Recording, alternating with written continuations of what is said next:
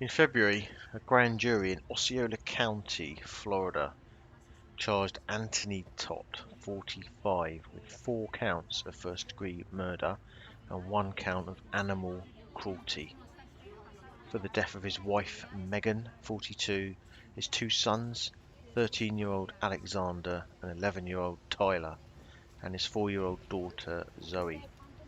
He's also accused of killing the family dog Breezy. The state attorney, Aramis Ayala, shortly after announced that they would be seeking the death penalty in this case, reinstating it 3 years after vowing that she would no longer seek that form of punishment.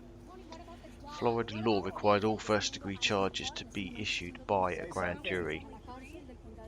Anthony is currently housed in the Oceana County Jail without bond and is expected to stand trial next month in June. Now, the police have just recently released a cache of crime scene and evidence pictures, along with a jailhouse phone call between Anthony and a female relative. He claims to remember none of what happened and pled initially not guilty to the charges of second-degree murder, which the state DA charged him with to keep him behind bars while a grand jury deliberated the case. We will take a look at the pictures and listen to the call in a moment. It appears that he slept with his deceased family after he'd killed them for a few weeks until they were found. It's still not clear exactly when Anthony murdered his family, but they believe it was sometime around the end of December to the first few days of January. It was on January 13th that officers from the Oceana County Sheriff's Office in Florida responded to a residence on Reserve Place in Celebration, Florida. It's a modern community developed by Walt Disney and is about 5 miles south of the resort. They were assisting in a wanted persons call. Federal agents with the Department of Health were requesting assistance to execute a warrant, an arrest warrant for Anthony Todt for insurance fraud relating to his work as a physical therapist in Connecticut, dating back to 2016. The sheriff's office had already received a previous request from one of Anthony's relatives in Connecticut a few weeks earlier in late December. They had asked them to perform a welfare check on the family as they had been told that they all had the flu, but then they had not heard anything at all for days. On December 29th, officers got no response from the property, but saw nothing suspicious. On January 9th, the Sheriff's Office officials were contacted by federal agents regarding an investigation into Anthony, and deputies made several more unsuccessful attempts to contact someone in the home. Which takes us to January 13th. According to police statements, upon entering the property, they found Anthony acting incoherently, slurring his words and barely able to walk. He told agents that his wife was upstairs in bed sleeping. Anthony's wife Megan, 42, their 2 sons, Alexander, 13, Tyler, 11, and 4-year-old daughter Zoe were all found dead in the master bedroom. According to the final autopsy and toxicology reports, all 4 died by homicidal violence of unspecified means in association with diphenhydramine toxicity. In the home, they also found 2 buck hunting knives, 2 boxes of Benadryl allergy tablets, and a bottle of antihistamine syrup, namely wool dry allergy. Now, diphenhydramine is an antihistamine. It's used for allergies, insomnia, and common cold symptoms. It's one of the easiest drugs to be absorbed, and peak effects within about an hour. Fatal dose for children is estimated to be around about 500 milligrams, and for adults, depends on the weight, but it's about 20 to 40 milligrams per kilogram of body weight. Death can be within 2 hours. Overdose or toxicity can cause loss of consciousness, coma, seizure, and ultimately cardiac arrest. Diphenhydramine has a very strong sedating effect, especially on children and in high dosage. Normal dosage for a child, bear in mind, is 10 milligrams. For an adult, it's around about 25 milligrams. Now, according to the toxicology reports, Megan had 5.2 milligrams in her brain, which equates to, they reckon, around about 235 milligrams was what she would have been given. Alexander, the eldest son, had a total of just under 8 milligrams in his system, 6.68 milligrams in his liver, 1.3 in his brain. They reckon that equates to about 320 milligram dosage. So if you think that's about 13 25 milligram tablets. The younger son Tyler, who's 11, he had 12 milligrams just over in his system. A dosage of approximately 460 milligrams is what they estimate, which is close to the 500 milligram lethal dosage. And Zoe only had 2.7 milligrams in her system, approximately 37 milligrams, what she would have been given by her father. That's what they estimate. Both boys also had single stab wounds, Alexander to the ribs and Tyler to the stomach. The stab wounds were not deep enough to cause bleeding in the abdominal cavity, but obviously they played a part in the children's deaths. At the time they were found, both boys were said to be wearing their rosaries. They were found lying on mattresses on the floor of the master bedroom underneath blankets and next to the master bed. Their mother Megan was found in the bed. She had been stabbed twice, both in the upper stomach, and had internal abdominal bleeding. Initially, police could not find daughter Zoe, but they eventually found the girl's tiny body hidden underneath a blanket at the foot of the master bed next to her mother. There is no evidence of any physical injury to Zoe other than the overdose of the antihistamine. Anthony himself had admitted also to trying to take a lethal dose of Benadryl when the officers entered the house. He was later taken to hospital where he confessed to the murders. Because the victims' bodies were so heavily decomposed when they were found, they had to be identified using dental records, and their blood could not be used for toxicology testing. At the time of the murders, it's reckoned that Anthony had racked up about $100,000 in debt and was facing eviction from the family home. Eviction proceedings were also pending against his physical therapy office in Colchester. Federal court records suggest that the killings took place as authorities in the fraudulent investigation were closing in on Todd, who failed to return to Connecticut as expected in December.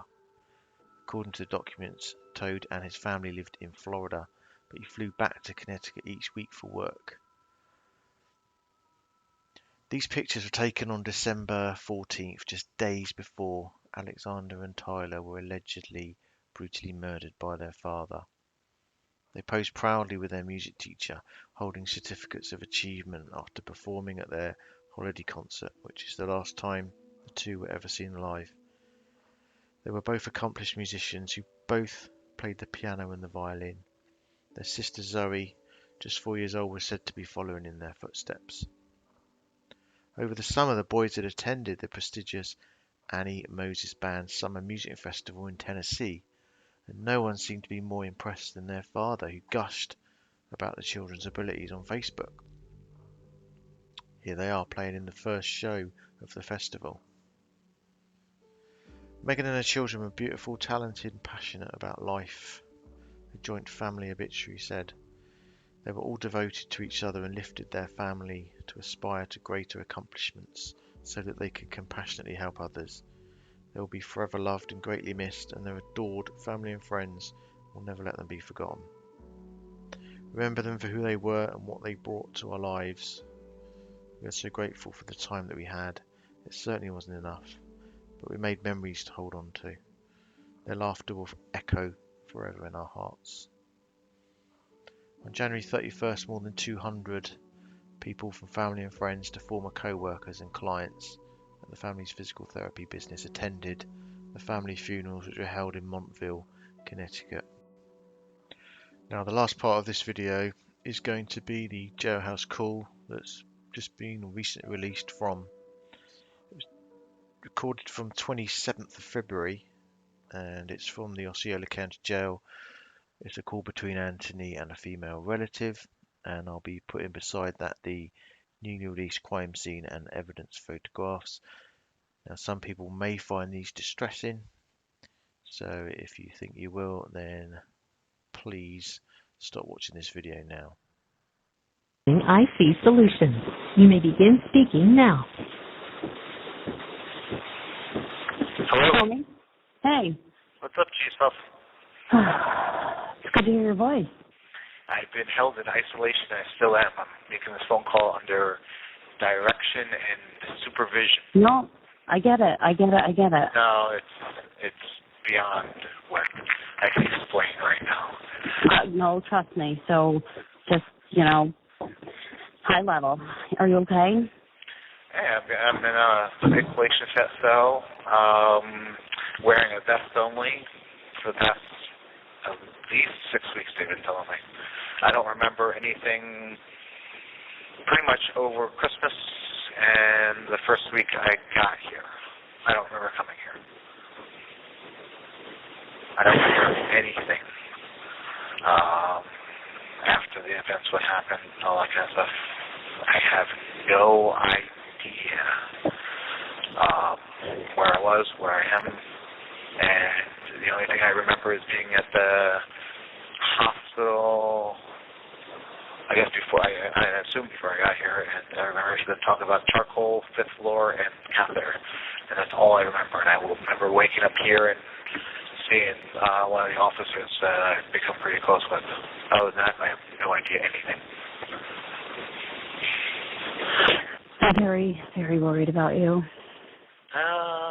Do me a favor, because I'm meeting my attorney this afternoon. There's a couple things. Number one, and I know, you know me, I've always done business, but I need to get a couple things done. Tell me. On that sheet with, I'm with her, thank you. Thank you, Ms. Mendoza. She's been a sweetheart. Oh? Mendoza, you talked to her. No, I didn't really talk to her because she wouldn't talk to me, because you need to sign an authorization for her to talk to me. I did. I signed off. Okay. All that kind of stuff a couple weeks ago. She wouldn't tell me anything because I feel like I've had to. It's really hard on this side trying to just see if you're okay. I don't even know what is going on. I know, and it's best just to talk to your attorney. I read one of the news articles. One of the social worker brought into me, and of course Robert. I don't even want to get into him. Okay. I mean, we can. It's up to you, but I'm just. I want to just. talk about it right now. I want to talk about other things. Tell me, keep going. Too. I love you. Okay. I love you too. Stop. I want you to know a couple things that encouraged me.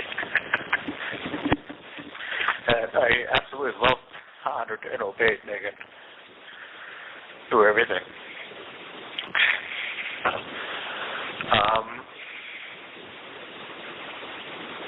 Because a lot of things will come out.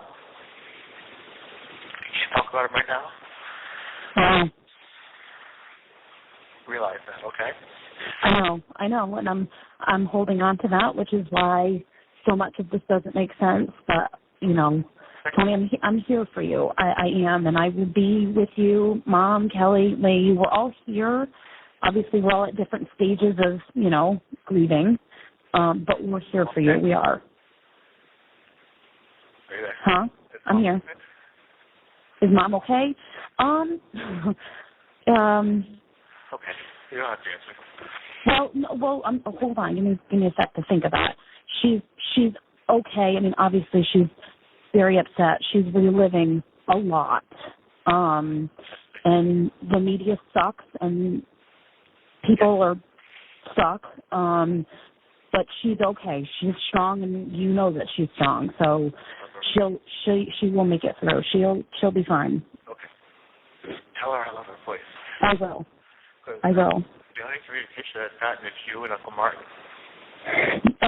They have your stuff. They just don't. They're kind of. I hate to say it like this. They're trying to. I just feel like they're taking my lead. You know what I mean? I've given them the address to write, but I said I haven't heard. I don't know if he's gotten anything. So I think they've been waiting. Letters, two of them. One of which you said yourself. The address stopped the envelope. They sent stuff back to you. That's retarded. Don't even give me started. Okay. I know. And, I mean, I've sent you like 6 letters. I've gotten 2. Okay. January, and I got the one from Uncle Martin. Saying he won't desert me, and he gave you someone money and all that kind of stuff. So. Yeah. All right, good. I'm gonna let him know that you got it.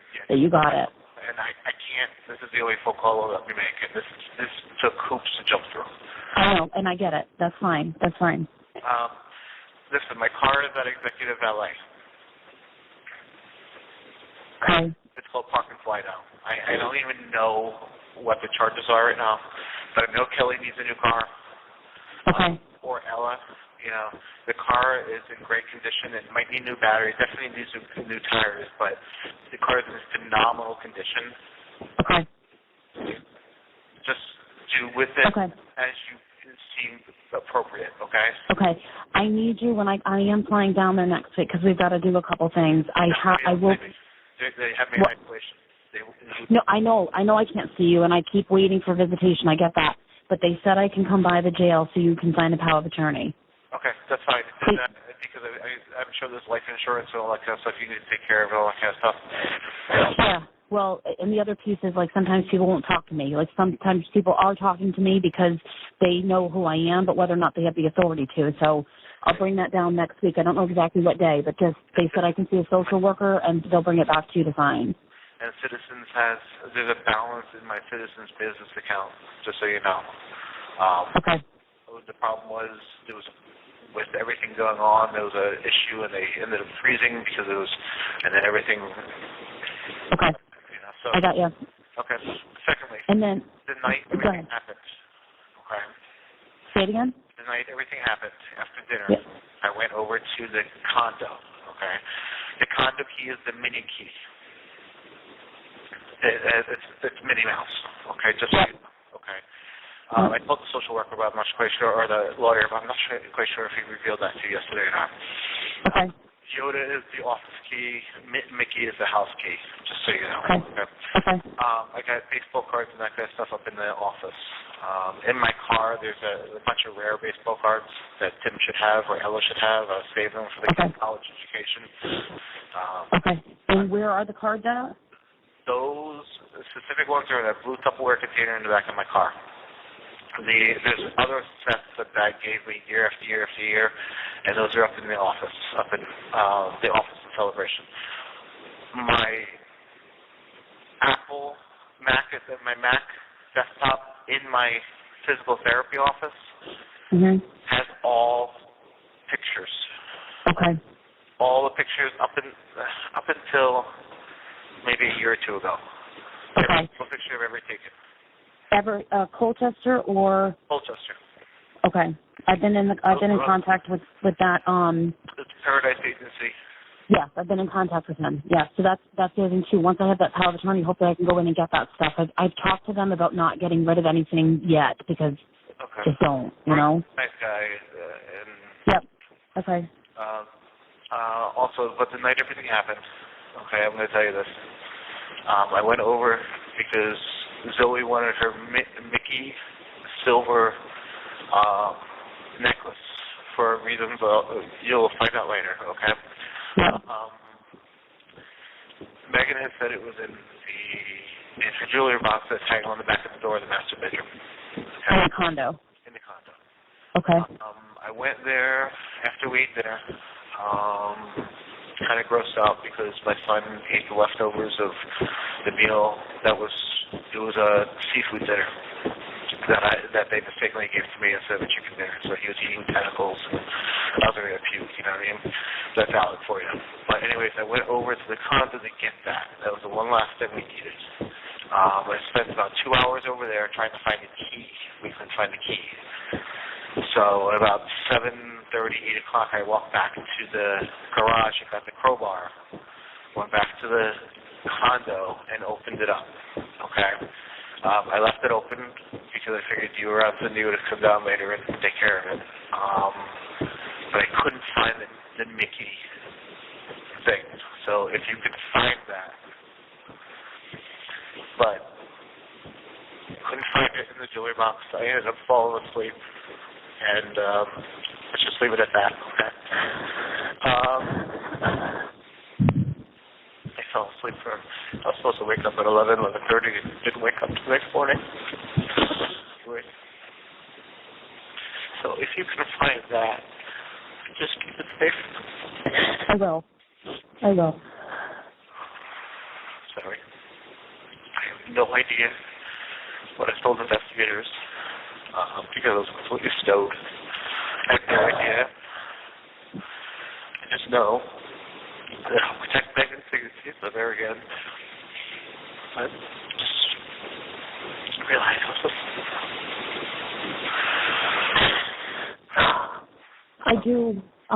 I do wish that you would have talked to me a little bit more, though. And I get it, and we, don't get into it, but I love you. But yeah, I was asleep, so I didn't wake up the next morning, so because of diabetes and everything. But I will, just so you know, continue to love, honor, and obey her. I wanted you to know. So I got Mom. Her dad's laying back. You got it?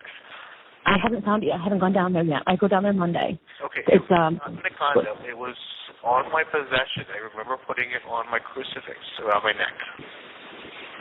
Oh, I was thinking it was a wall crucifix. Okay.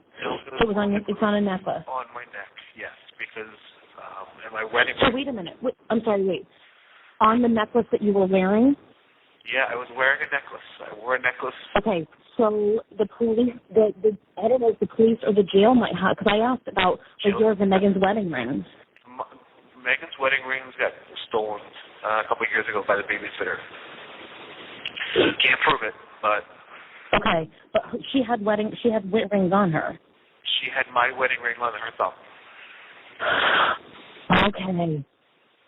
Okay. On her left thumb. So then I need to. Okay, so I will figure out. I don't know who has your necklace then. I don't know. I put that on, and it's a tight takeoff. So I didn't. All right. I had it on me the whole time because there's a few things I do remember, and I remember always checking to make sure it was there. It was always on my crucifix. Okay. Sheila had told me a crucifix, so I was thinking a wall crucifix, and I remember thinking that was weird because I was like, they didn't have wall crucifixes. But now that makes.